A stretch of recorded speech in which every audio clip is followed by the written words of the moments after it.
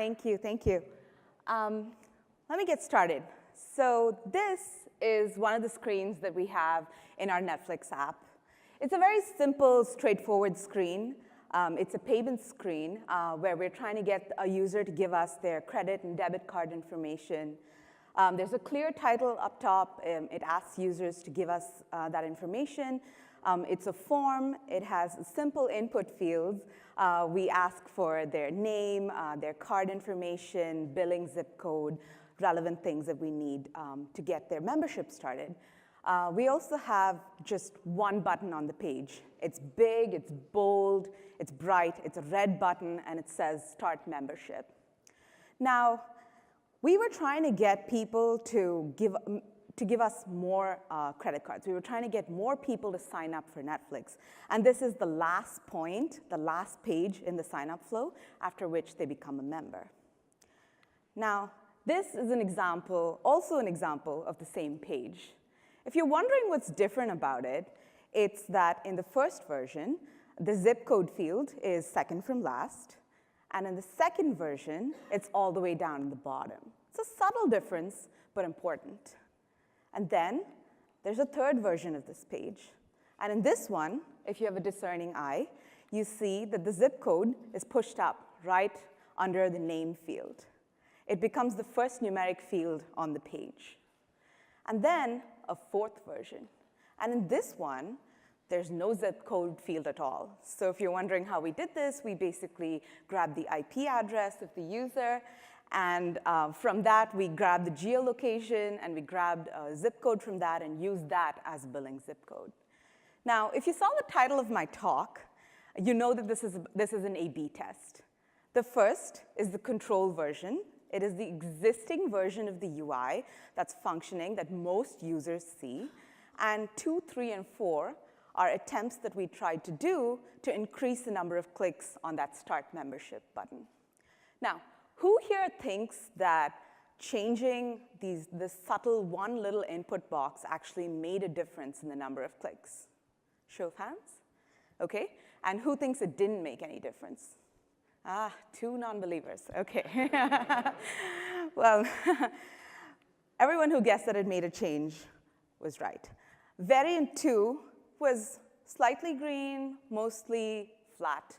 There wasn't that much difference between, second from last and moving it to the last. However, variant 3, where we moved it all the way to the top, right under the last name, was a huge win. It did really well. And variant 4, where we removed it altogether, did really badly. So this was really surprising to me, because I loved variant 4. I thought, fewer fields, the better. But we later found out why it didn't do well, and that was because there was a bug. Many people who are signing up for Netflix are not signing up from the location that their billing zip code is in, and hence we were getting it wrong a lot of the times. But variant 3 did really well, and it was surprising, and I'm glad we ran this A/B test, because otherwise there's no way we would have known. So that brings me to my talk, A/B testing. I really want to try to convince you guys about the power punch that A/B testing has on user experience and business metrics. My name is Priyanka. I work for the acquisition UI team at Netflix. My team and I are trying to make the sign-up and sign-in flow at Netflix better. We're at that spot where we're trying to increase the user base, and we're trying to appeal to this diverse global audience, and we're trying to make it better for this entire population of users that are coming in, our next wave. I particularly work on the payments experience. I build performant A/B tests for innovation on TV, web, and mobile. If you want to talk about a Netflix show, of course, find me afterwards. That's my Twitter and my LinkedIn as well. I have it at the end of the slides as well. OK, so this is what we're going to cover in this talk. First, we're going to talk about what an A/B test is, what are the benefits, if you're not already convinced. Then we talk about setting up your first or your next A/B test, some common mistakes that I've run into and I'm hoping you don't run into as well. And at the very end, I'm going to talk about the infrastructure that we have at Netflix to run A/B tests. So let's get started. What exactly is an A/B test? At its most basic form, An A/B test is simply a tool that allows you to test two versions of a UI.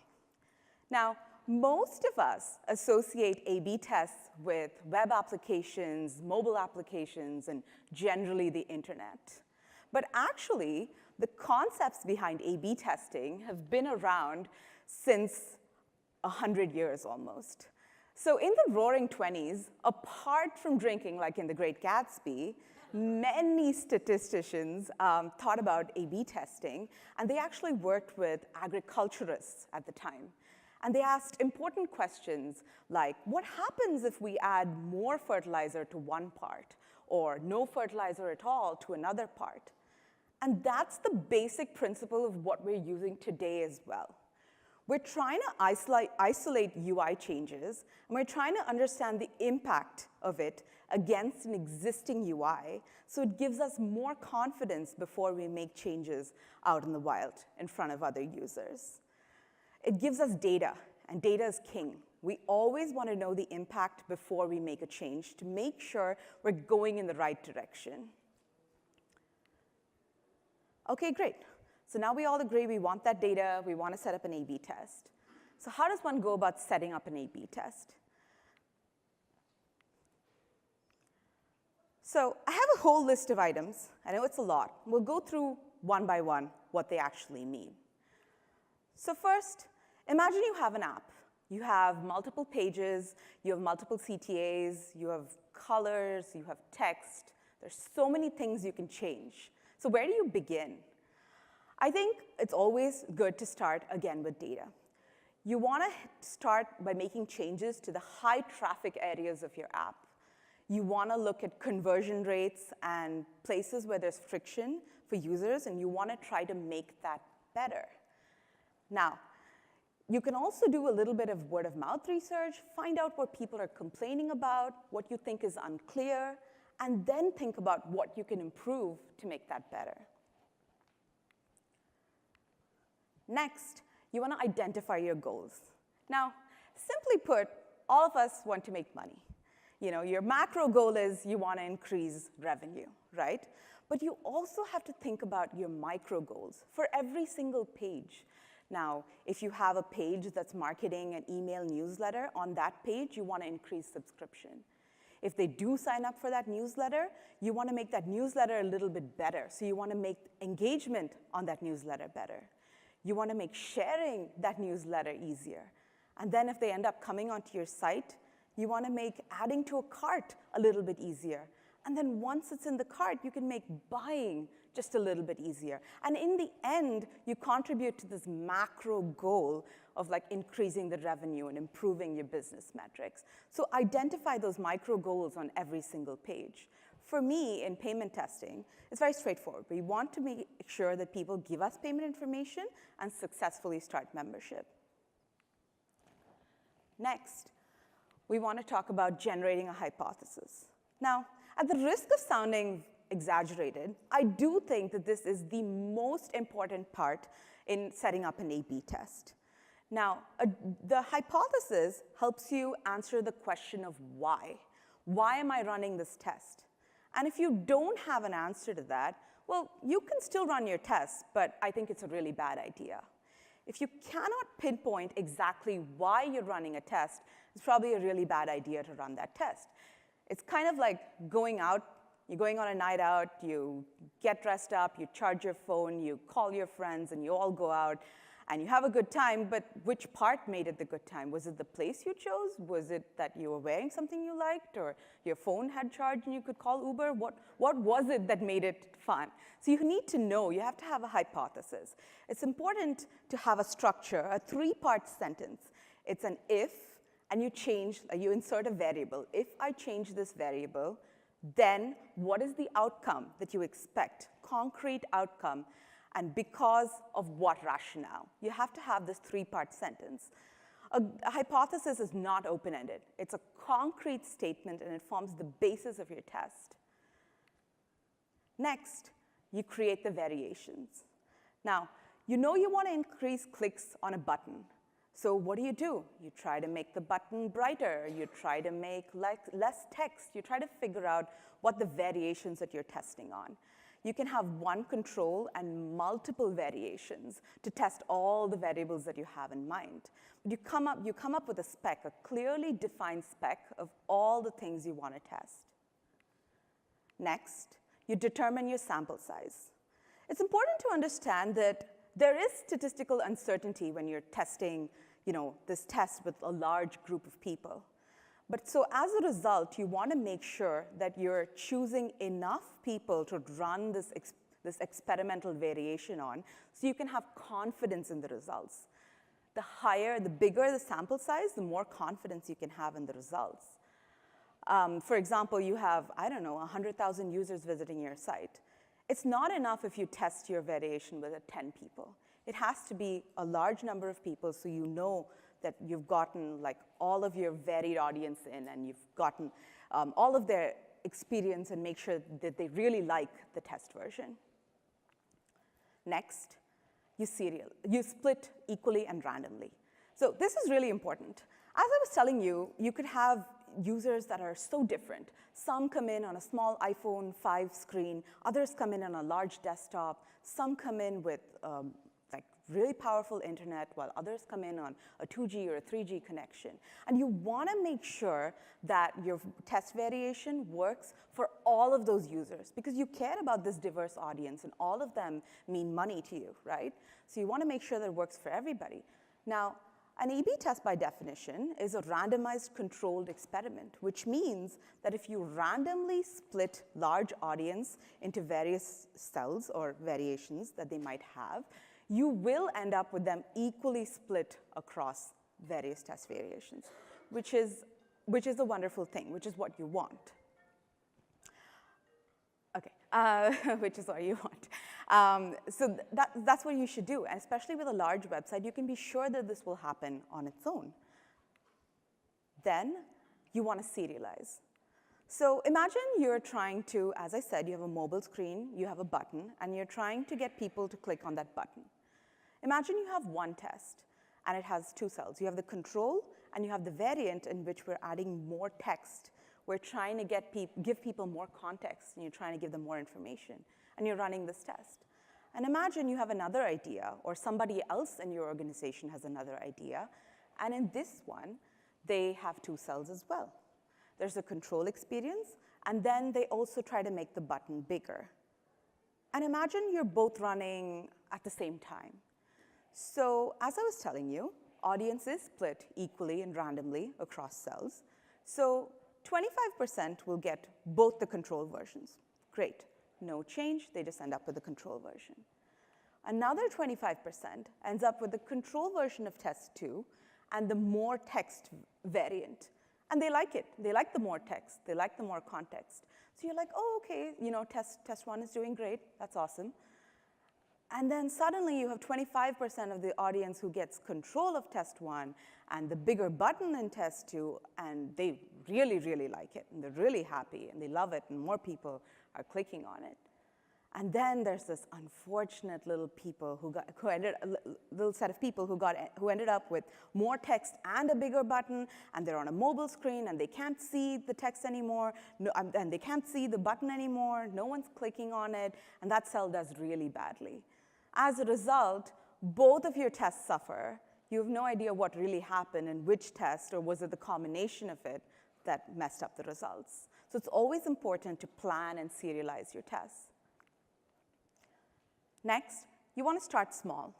You can start with 5 people, 10 people, 1%, but you want to make sure that your data is flowing in correctly, people are getting allocated randomly, and everything that you thought about the test really is true. So always start small. Next, you want to run simultaneously. Now, imagine the bright green and the deeper blue, I think, are 2 versions of a test. Now, it can be very tempting to build one version, run it, and then run another version. So in this example in the graph at the top, imagine we ran the green version April and May, and then the other version June, July, and August. And if Oprah comes out and she says, oh, Netflix is my favorite thing, she puts us on your favorite things list. Now what happens? We could make the negative causality that it is actually version 2 that bumped up our traffic. when in reality, it was an external factor. So always run your test variants at the exact same time. So that's how you do it in version 2. So in version 2, in the graph below, you have both versions running together. And if there's an external factor that's increasing traffic, it affects both of them the same.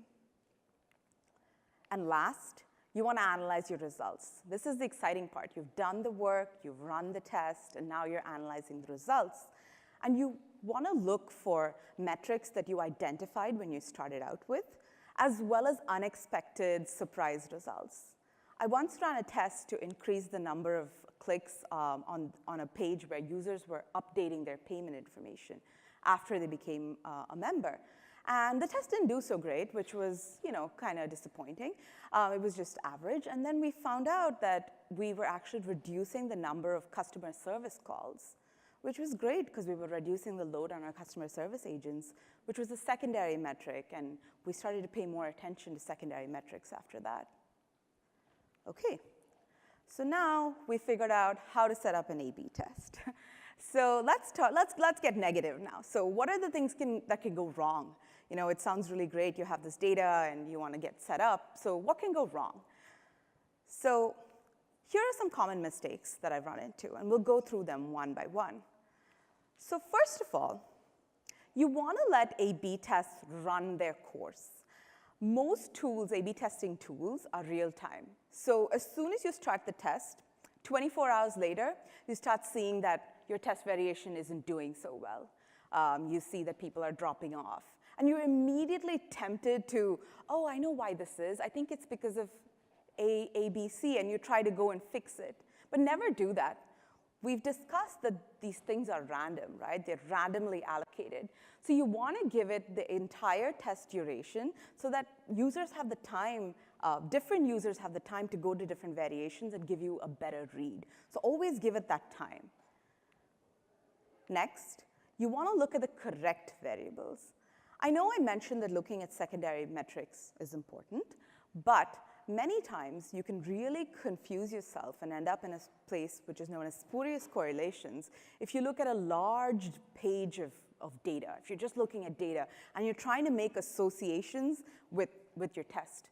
You can start thinking, oh, is this variable changing because of my test, or is that? And it can really lead you down to a path where you really confuse yourself, when in reality it could have just been random. So always look very specifically in a micro window for the results that you want, the metrics that you want. Next, you want to retest often. Now, you could have run an A/B test a while ago, and it could have been an outstanding success. Your CEO, your VP, everybody believes in the result. But as time goes on, these results may no longer hold. Now, if you ran a test in 2012 in a primarily Western market, and then in 2019 in a global audience, the successful results may no longer be the case. So it's always important to understand that while successful results are amazing, it's important to retest. It's important to keep testing your hypotheses and making sure that they still hold true. Next, you want to do just-in-time allocations. Now, here's an example where the circles represent steps. So step 1, step 2, step 3, step 4. And if we're making a change between 3 and 4 and we're trying to increase traffic, imagine if you have those 3 rows of people and they're split halfway right at the top. Somehow when they're in step 2, even though they both saw the same experience, there's fewer people in cell 2, in variant 2. And then in step 3, there's very few people, just randomly. And then where you're actually testing, there's little to no difference between the 2 cells. In reality, if you're testing between step 3 and step 4, don't allocate before you reach that step. When the user comes to step 3 is when you should be allocating, because that gives you a truer sense of whether the variant's doing well or not. And lastly, choose the right metrics. It's always tempting to say, oh, for me at least, to always say, I'm trying to increase sign-up metrics. But in reality, the right metric I'm supposed to be looking for is long-term retention. So always look for the right metrics for your business instead of just short-term goals. So now that we've discussed common mistakes, I'd love to also talk about two challenges that we've had A/B testing at scale. It kind of builds on the things that we talked about in the previous slide. But first, there's scheduling complexities. There's so many of us with so many ideas, and there's a queue of tests that we're trying to run, and it's hard prioritizing what's important versus what the most important person wants, and we're trying to find that balance. So scheduling is really hard. Second, code complexity. Now, a sign of a really good code base is if it's simple, if it's well explained, if it's modular, and that's really hard to do with A/B tests because there's variations and you're looking at if statements and switch cases, and make sure you write them well. Make sure you modularize it so that you write them well, and also so that cleanup is easier. Once a test fails or you decide a winner, always go back and clean up so you're not accumulating that load. Reduce the bloat. So that brings us to A/B testing at Netflix. Now, Netflix has believed in experimentation for many years, and we always analyze and set up tests and look at data. And in the years that we've been doing this, we've actually come up with a pretty sophisticated infrastructure to do this. We do our A/B allocations on the server. This makes our client bundles light, as well as keeps this unified A/B experience across devices and platforms. So we start with a website client. There's a node server. There's a JSON payload that the client asks the server for. Immediately, that's sent to the API. After the API requests A/B server. It passes information to the A/B server, which then checks with some other services that we have, which adds more color to the user information. A/B has more context, so it evaluates this user that's coming in, and it returns test information as well as the variant information. That A/B information is then sent to all our backend services. So if your backend response is different based on A/B, this really helps with that. So now we have this backend data, which comes back and goes to the node server. Then we have a service known as Codex. And Codex is something we have in-house, which is really interesting. And I wish I could talk about it, but it's a whole other talk. It actually allows us to build custom bundles based on A/B information. So, and that's what's returned to the client, and the end user gets to see this specialized test variant that the user, that we're testing for. We also run other types of tests at Netflix, the first of which is known as an AA test. We sometimes test the exact same version with the other. We do this just to get an understanding of the number of users that are hitting our page and conversion rates, and make sure that, that our infrastructure is working really well, and so that we can hypothesize correctly. And then we run holdback tests, where when we're trying to move really fast, we allow 99% or a large percentage of our traffic to get the test version right away, and we hold back the test for 1% or 5% of the users, and we measure long-term impact of that, making sure that we made the right decision and there really is a gain by releasing this test version. We also run a bonus style of experimentation, which is not really an A/B test. It's called a Quasi experiment. We do this in special circumstances where we don't want the test results to be skewed because mass media and people talking to each other and things like that. So we release test versions in geographically separate locations, and hence they're not randomly assigned, but they're specifically assigned because they're coming from one particular region. But that gives us a way to measure when there's a lot of correlation between users, and we're trying to prevent that. So that brings me to the end. I hope that I've done something to convince you that A/B test is something that you might want to use for your business. And if you are just getting started, you don't need a complex infrastructure or server-side allocations. You can get very far by using tools that are online, like Optimizely, and Adobe has a tool, Google Analytics. There are great ways to get started.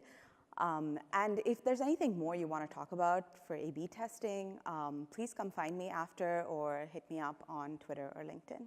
Thank you. So Jim, A/B testing. Did you learn stuff from it? You've never heard of that before, I've right? never heard of A/B testing before. Hey, it's funny, Priyanka, she makes it seem easy, but Netflix, we make or lose hundreds of millions of dollars on A/B tests, and so does Facebook, so does Google, so does every large company you've ever heard of. They're running A/B tests all the time.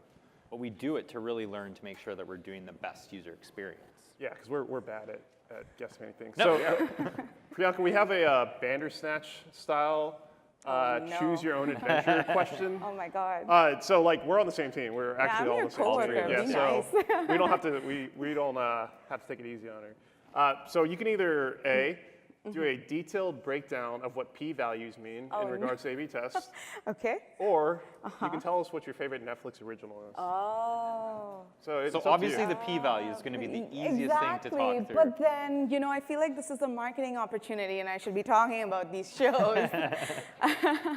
A bunch of us yesterday were talking about this obscure show known as You. Oh, yes. Yeah, which we all loved. I don't know if you guys have heard of it. It's about a stalker, but it's really good, and we really enjoyed it. So yeah, that's what I've been watching. And I also really love Bird Box. I heard you said you didn't like it, and I'm very disappointed. Don't get them started, please. Okay. I was going to say, we have a few minutes, Yeah, so like, we're I gonna run can out of time. break down my problems with that. But I will agree with you on You. You is great. Yeah. Jem, I sent you a message to watch it. You didn't watch it. Did It's you? all right. Yes, I did. But I think we can all agree Great British Baking Show is one of the best shows on Netflix. It is. Okay. Yeah. Agree. Yeah. That's fair. What's your, let's go back to A/B testing. Yes. What do you find the most painful thing building A/B test is? Because it's not easy. Yeah, actually, I love building it. I think it's fun. For me, the harder part is when it doesn't do well. It's very disappointing. And also the cleanup. You know, I know it's important, and it's something that I stress upon as well. But especially if a test does well, it's all great. You love cleaning up the bad version. But I think it's hard to remind yourself to always go back and clean up and look at results.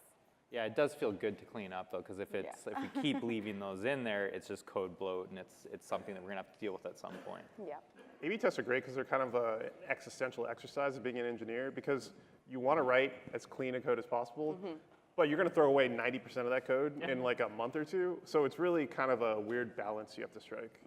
Always feels good to throw it out. It does feel good to throw it But out. it is disappointing when you think like something's going to be that great user experience, removing the area code, or like that. You're thinking, hey, that will be zip code. I remember the optimism, and it's really Yeah. hard. I remember that too. Everybody thought we were all wrong. We were all completely wrong. All right. Well, thank you so much for a Thank great talk on you. A/B testing, Thank you, and guys. thanks for sharing your favorite original. Thanks, Priyanka. Thank you. Thanks, Priyanka.